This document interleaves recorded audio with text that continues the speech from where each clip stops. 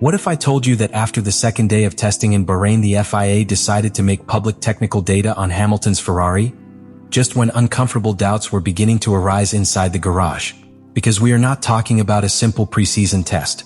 We are talking about an SF-26 that changed its behavior in the middle of a sequence of curves, about telemetry metrics that show dynamic aerodynamic modes, and about a Lewis Hamilton that, in its faster-than-expected adaptation, began to express that concept with a disturbing naturalness. But the truly shocking thing is not that the car is fast. It's that while the FIA puts it under the microscope, within Ferrari there is a driver who is beginning to realize that this new project might not be revolving completely around him. The question is clear. Has Ferrari built a perfect weapon for 2026? Or an internal bomb that can explode before the season starts? The second day of testing in Bahrain was not just another day of long runs and pace comparisons. It was the moment when Ferrari's 2026 project stopped being a promise and began to become a serious technical statement. And at the same moment that the FIA decided to publicly intervene. The key here is not a sanction. It is not illegal. It is something much more subtle and, at the same time, more disturbing. The FIA released new technical data and added metrics of the SF-26 after what was seen in Barcelona and what was now confirmed in Bahrain, focusing especially on how Ferrari is interpreting active aerodynamics and energy management under the new regulations. That doesn't happen by chance.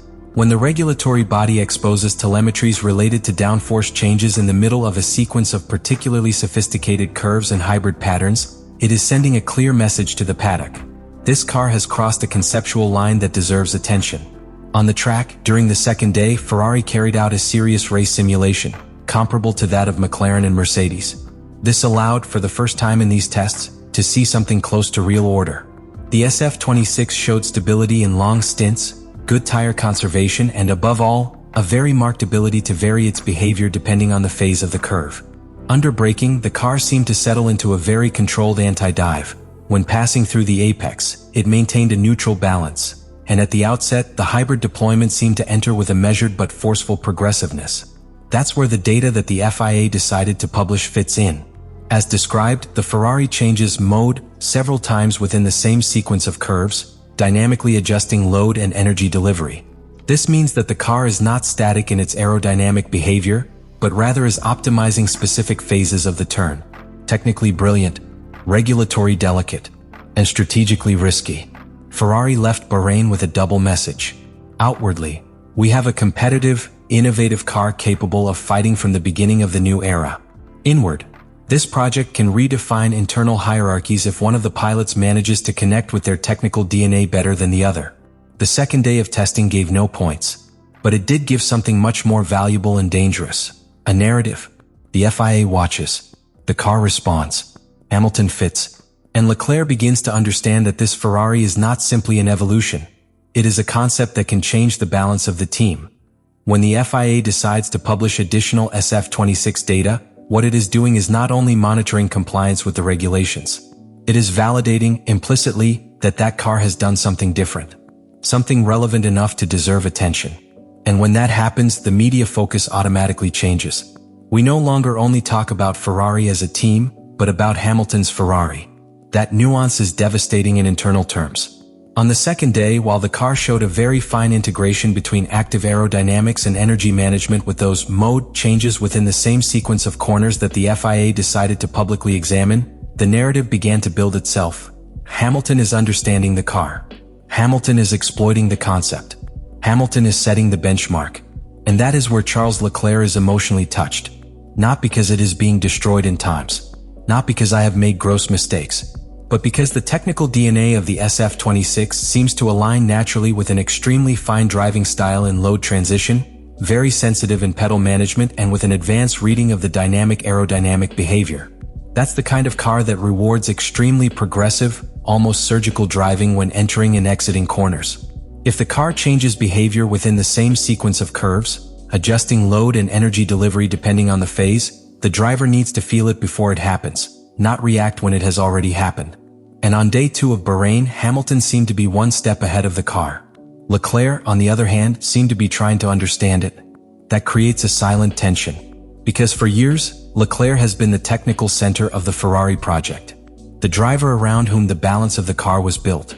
But when the team develops an aggressive concept with an extremely specific window of use, something dangerous can happen. The car stops being neutral and becomes selective. And when a car is selective, it inevitably favors someone. On this second day of testing, Ferrari confirmed that the SF-26 has real potential to be competitive from the beginning of the new era. But he also confirmed that it is not an easy car.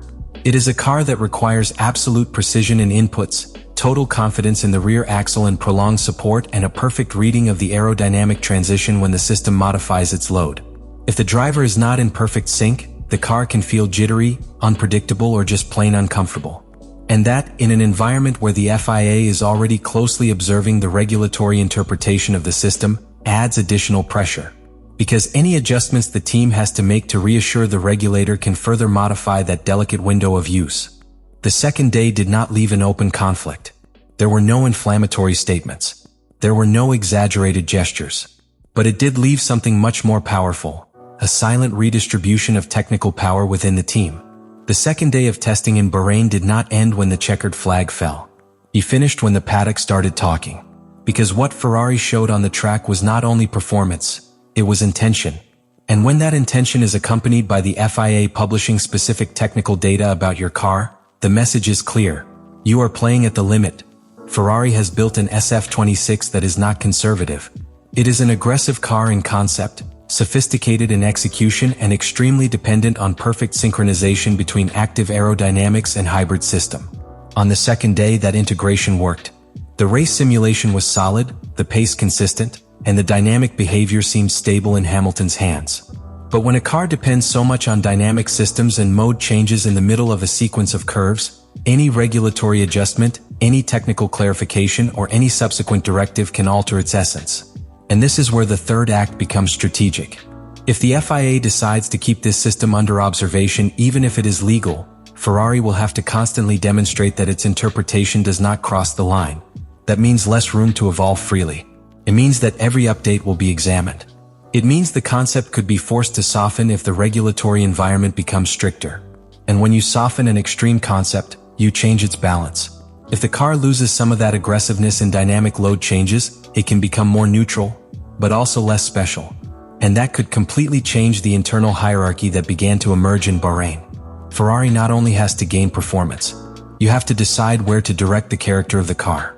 Do you maintain the aggressive concept that seems to favor the newly arrived driver? Or are you looking for a broader balance that preserves the internal stability of the project? The second day in Bahrain made something very clear. The SF-26 has real potential to be a serious contender. But he also made it clear that this potential is tied to a very specific philosophy. A philosophy that the FIA is already watching closely and that can redefine not only the competitiveness of the team, but its internal power structure. Because when the regulator observes you, when the car is extreme, and when a change in gravitational center begins to be perceived inside the garage, the season does not begin in the first race. It starts the moment someone understands that the project may not be built exactly for them. And in Bahrain, that moment has already happened. The second day of testing in Bahrain was not just another preseason day. It was the moment in which Ferrari showed its new technical identity, and at the same time activated a chain of consequences that could mark the entire 2026 era. The FIA, by publishing additional data on the SF-26 after what was observed on the track, made it clear that the car concept is not just another one. It is an aggressive interpretation of the regulation, based on dynamic load changes and extremely sophisticated hybrid integration. It's not illegal, but it is not conventional either. And in Formula One, when something is unconventional, it becomes objective. On the track, the car responded. Solid rhythm. Competitive race simulation. Narrow window, but powerful when executed correctly. And in that scenario, Hamilton seemed to understand before anyone else how to exploit that technical DNA. It was not a media demonstration of mastery, but it was a clear sign of adaptation and connection with the concept. And that is where the real conflict arises. Because Ferrari is not just developing a fast car. He is developing a philosophy. One that can redefine the internal balance of the team. If the SF-26 maintains this extreme and sophisticated line, the pilot who best interprets it will have a structural advantage within the project. If regulatory pressure forces a softening of the concept, the balance may shift again. That turns each technical evolution into a strategic decision. Each adjustment in a declaration of intentions. Let me know in the comments what you think about all this.